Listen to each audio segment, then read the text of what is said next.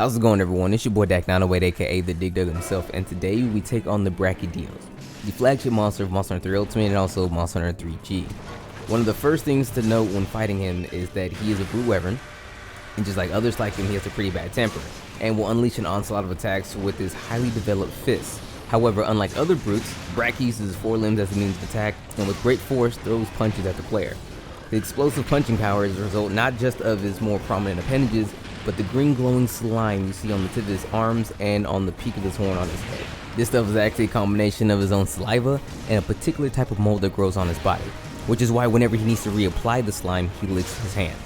Now, whenever Brachy slams his fist or horn into the ground, he leaves a puddle of slime that starts off as green, but will slowly turn to orange and then to red, and then after that, it will finally explode. If he hits you, the player, in the same manner, the same exact thing will happen. On your body, you'll see this powder stuff on you. After a while, it'll go from green to orange to red, and then you yourself will explode. I should note that if you get hit with another attack that otherwise would induce the slime, you will instead explode automatically. If you are afflicted with slime blight, remember you can roll 3 times as if you were on fire to get rid of it. Moving over to his attacks, Brachy has loads of different punches. He has your standard punch where he just throws him out, hits you whenever, but he also has an attack where he punches the ground but pivots his body, making it to where if you were trying to maneuver around him, he himself can maneuver around you, so watch out for that one. He also has an attack that's more like a charge in the standard sense, but instead, he punches the ground several times in a straight line, leaving explosive slime puddles in his wake. Not to leave out the horn on his head, he can actually use it to thrust a large amount of slime onto the ground, making a massive puddle, so definitely watch out for that. Lastly, when enraged, his attack that would normally leave behind slime will instead explode on contact. You will know when he's enraged if you look at his body and can see the veins of slime creeping throughout. When enraged, he actually has access to 2 new horn attacks. One of them is very similar to the one before where he would make the large puddle on the ground, but instead, when he thrusts his horn to the ground, you see the ground glow around you and explosions will happen all around in a small area. The second is an attack that's kind of similar to the other Charge Blade Ultra, where he'll quickly slam his horn into the ground and then unleash a huge plume of explosions in a straight line. As you can see, my man is no slouch, and he demands lots of respect from most of his players.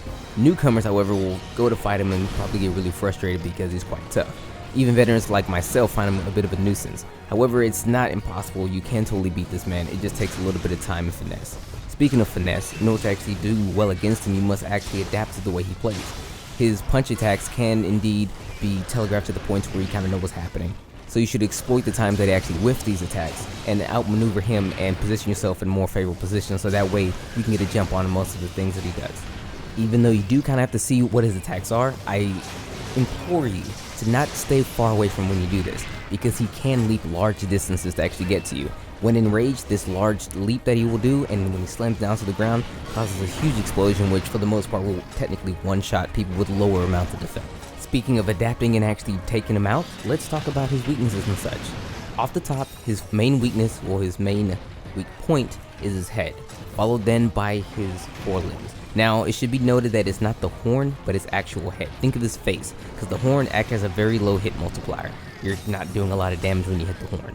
If you're going to be hitting any of these body parts, you should remember that you want to bring in water. If you don't have water, bring in ice. You should have water though. I myself am using a Royal Ludroth weapon, kind of low rank, but you did fight Mitsune, so you should probably have grabbed a Mitsune weapon so that way you can come here well equipped. Now, enough talking about the man, let's talk about the gear that he actually provides. His weapons are actually quite good. They're some of the best slime weapons in the game. However, it should be noted that once it comes to the end game stats of it, however, it's quite good still, but not the sharpest. However, Brachydios has a hyper variant line of weapons that are actually a bit sharper, but for the most part, it goes as follows. His mainline weapons, they usually end up with attack at about 340 with a relatively amount of decent slime. His sharpness on those, however, usually only go to blue. Now, mind you, it's a large chunk of blue, but if you were to go the hyper variant, they actually gain a large chunk of white, very similar to the blue than what you would have before. The trade-off is the fact that you don't really get the 340 raw, you instead get 310, but you also gain 2 slots and a tiny bit more slime. So it's on you if you actually want to go the either path. I personally would probably just go with the standard path and maybe only go with the hyper path if I really need those 2 extra gem slots. Lastly, let's talk about the armors that the Brachydios gives. There's quite a few sets of armor, so let's jump right into it. His low rank variant gives you Challenger +1, Bio Researcher, and a negative skill called Saddle Soar, which makes it harder to mount and topple monsters. Challenger +1 is an interesting ability. It gives you 10 points to attack and a 10 bonus to affinity when you're in the same area in which a monster is enraged. You will know when this ability takes effect because your hand will start glowing red. Bio Researcher makes to where dung bombs and blight. Bio Researcher makes to where dung bombs work better, and you aren't no longer afflicted with blast blight or stench. Moving over to its high rank variant, you gain Challenger +2, which gives you 25 points of attack and 20 affinity whenever you're in the same area when a monster is enraged. Bio Researcher, same deal. Moving to the EX variant, it gives you Bombardier and then 11 points to Handicraft.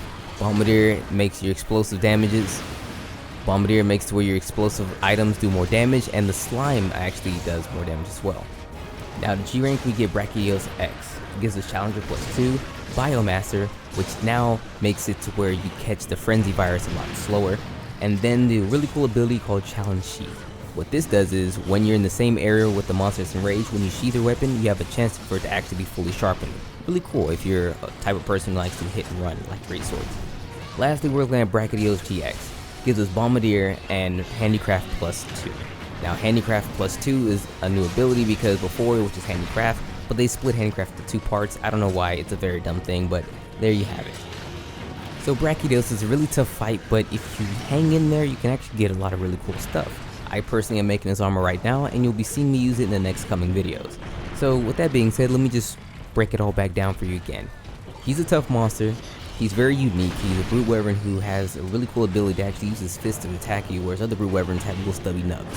He has incredibly good armor and very nice weapons. His weapons, they're pretty great when it comes to the blast. However, there's a couple of weapons out there later on that you might find that might be better than it. But at the end of the day, he's a very top-notch competitor when it comes to those particular types of things. His armor, like I said before, really useful, especially when you mix it, especially GX variant, where you can actually get a lot of handicraft points. So if you want to mix and match to get a really cool mix set using handicraft, or even Bombardier, go for it, because Bombardier, it gives you 15 points to it in that GX armor, but you only need 10 because there's nothing higher than 10 points on Bombardier. His weakness, water, ice, hit him in the head, hit his arms, and you should be okay. But with that being said, everyone, that's pretty much all I can really give you on the Brachydios. It's a very straightforward, not necessarily straightforward, it's a very difficult monster, but I believe after teaching all of you what you've been learning over the course of all these hunts, you can do very well up against them. After this, we are reaching the end of the end of the village stuff, so pretty soon, after a while, we'll be moving over to the high rank stuff. I won't really be using this particular character to do it. I'll be using my main character because I'm not gonna lie to you guys, I don't want to grind out high rank armor over again, you know, because it was kind of tough redoing all the low rank stuff, and high rank is just gonna take a little bit more time. So what I'm going to be doing is I'll be using my main character from the times I was playing Generations, so that way I can get these videos out a little quicker as opposed to just stopping and making armor every 2 seconds.